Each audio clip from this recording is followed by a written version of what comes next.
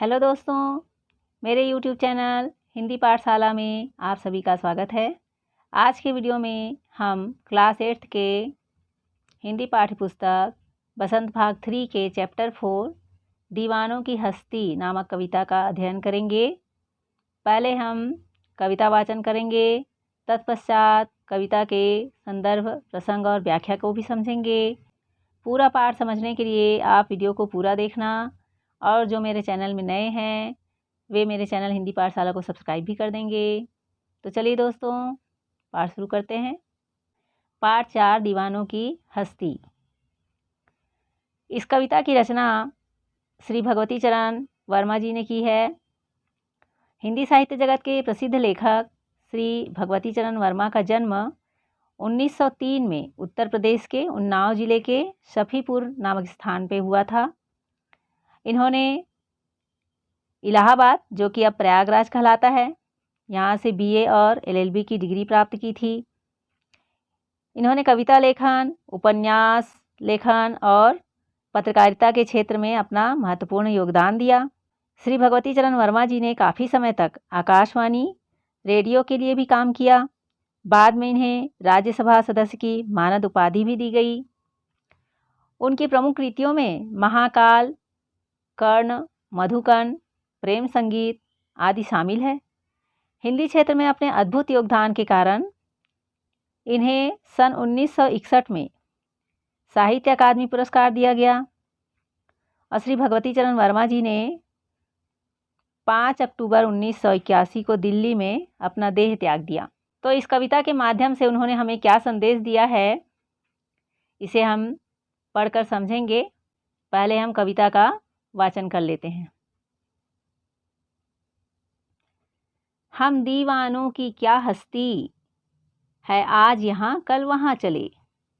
मस्ती का आलम साथ चला, हम धूल उड़ाते जहाँ चले। आए बनकर उल्लास अभी, आंसू बनकर बह चले अभी। सब कहते ही रह गए अरे, तुम कैसे आए कहाँ चले। किस ओर चले यह मत पूछो, चलना है बस इसलिए चले। जग से उसका कुछ लिए चले, जग को अपना कुछ दिए चले। दो बात कही दो बात सुनी, कुछ हंसे और फिर कुछ रोए। छक कर सुख दुख के घूंटों को हम एक भाव से पिए चले। हम भीख मंगों की दुनिया में स्वच्छंद लुटाकर प्यार चले। हम एक निशानी सी उर पर ले असफलता का भार चले। अब अपना और पराया क्या, आबाद रहें रुकने वाले। हम स्वयं बंधे थे और स्वयं अपने बंधन तोड़ चले। इस प्रकार से आप भी कविता को पढ़कर कंठस्थ करेंगे। अब हम इस कविता के संदर्भ, प्रसंग और व्याख्या को भी समझेंगे। पहला पद्यांश देखिए। हम दीवानों की क्या हस्ती है, आज यहाँ कल वहाँ चले। मस्ती का आलम साथ चला, हम धूल उड़ाते जहाँ चले। आए बनकर उल्लास अभी, आंसू बनकर बह चले अभी। सब कहते ही रह गए अरे, तुम कैसे आए कहाँ चले। यहाँ कठिन शब्दों का अर्थ दिया गया है। यहाँ देखिए, दीवानों का अर्थ है अपनी मस्ती में रहने वाले। हस्ती का अर्थ है अस्तित्व। मस्ती मतलब मौज। आलम मतलब दुनिया या माहौल। उल्लास मतलब खुशी। इसका संदर्भ इस प्रकार से आप लिखेंगे। प्रस्तुत पंक्तियाँ हमारी हिंदी की पाठ्य पुस्तक बसंत भाग 3 में संकलित कविता दीवानों की हस्ती से ली गई है। इसके कवि भगवती चरण वर्मा हैं। प्रसंग इस प्रकार है। इस कविता में कवि ने अपने मस्त मौला और प्रेमपूर्ण स्वभाव का वर्णन किया है। अर्थात कवि कहना चाह रहे हैं कि मस्त मौला व्यक्ति हमेशा खुश रहते हैं। इसकी व्याख्या देखते हैं। पहला पद्यांश में आपने पढ़ा कि हम दीवानों की क्या हस्ती है, आज वहाँ कल वहाँ चले। तो इसमें कवि कहते हैं कि दीवानों की कोई हस्ती नहीं होती, अर्थात वे इस घमंड में नहीं रहते कि वो कितना बड़ा आदमी है और ना ही उसे किसी चीज़ की कमी का मलाल या दुख होता है। कवि खुद भी एक दीवाने हैं और हमेशा मस्ती में मस्त रहते हैं। उनकी इस मस्ती और खुशी के आगे दुख टिक नहीं पाता और धूल की तरह उड़नछू हो जाता है। कवि रमता जोगी है, वह एक स्थान पर टिके नहीं रहते। रमता जोगी अर्थात जो एक स्थान पर टिक कर न रह सके, यहाँ वहाँ घूमता फिरता रहे। आज यहाँ तो कल वहाँ चले जाते हैं। कवि जहाँ मस्ती में प्रसन्नता से धूल उड़ाते हुए जाते हैं, वहीं चारों तरफ प्रसन्नता का माहौल बन जाता है। कवि दूसरों के सुख में सुखी तथा दूसरों के दुख में दुखी हो जाते हैं, अर्थात जहाँ जाते हैं वहाँ एक दूसरे के साथ घुल मिल जाते हैं और जहाँ भी जाते हैं वहाँ खुशी का संदेश देते हैं। और कवि जब वहाँ से जाते हैं तो लोग उनकी याद में आंसू बहाते हैं। लोगों को यह अफसोस होता है कि उन्हें पता तक नहीं चलता कि कवि कब यहाँ आए और कब यहाँ से चले गए।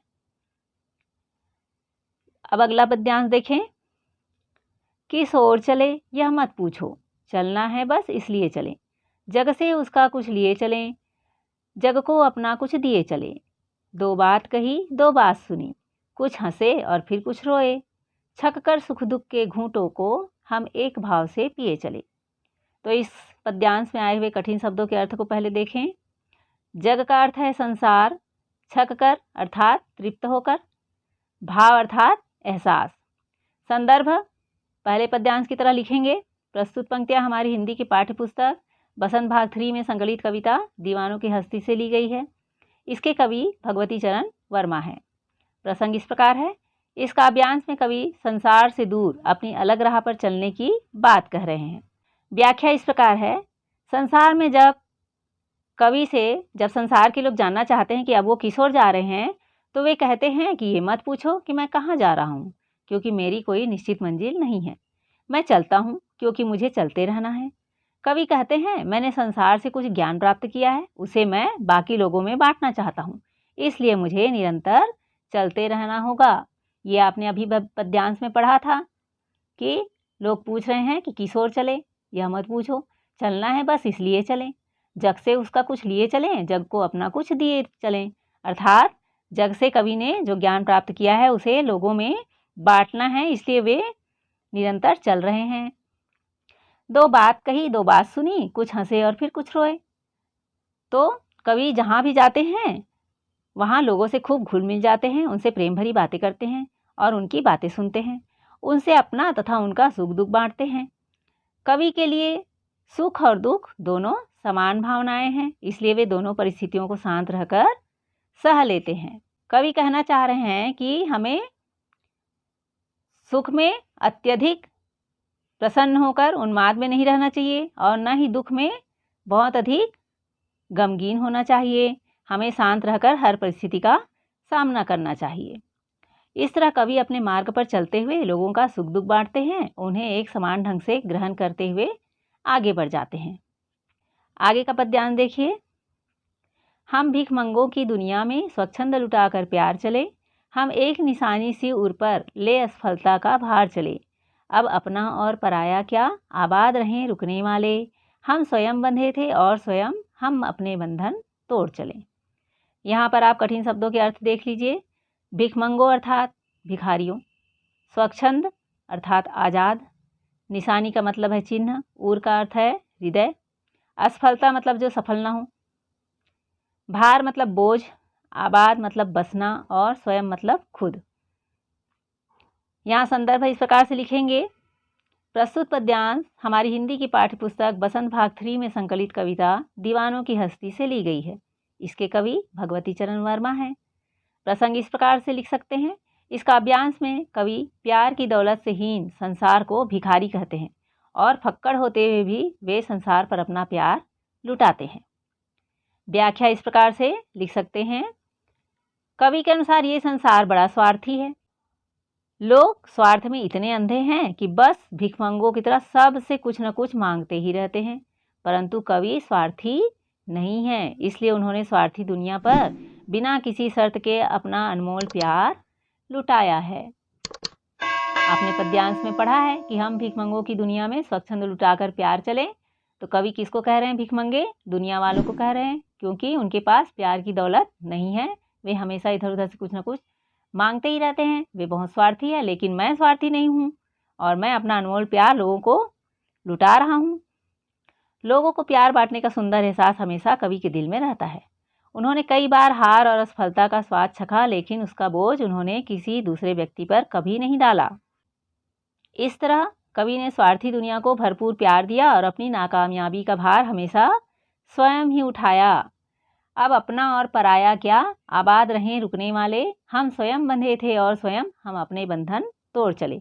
कवि यहाँ पर कह रहे हैं कि दुनिया में अब कोई भी अपना या पराया नहीं है। जो लोग एक मंजिल पाकर वहीं पर ठहर जाना चाहते हैं, उन्हें कवि ने सुखी और आबाद रहने का आशीर्वाद दिया है। मगर कवि इस बंधन में बंधकर नहीं रहना चाहते।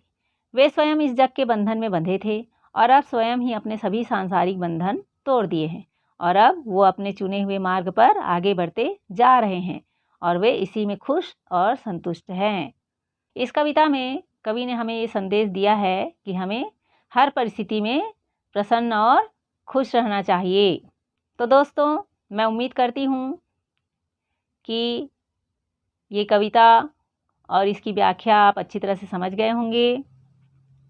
और यदि ये वीडियो अच्छी लगी हो तो अपने दोस्तों के साथ ज़रूर शेयर करें, वीडियो को लाइक करें और चैनल को सब्सक्राइब कर दें।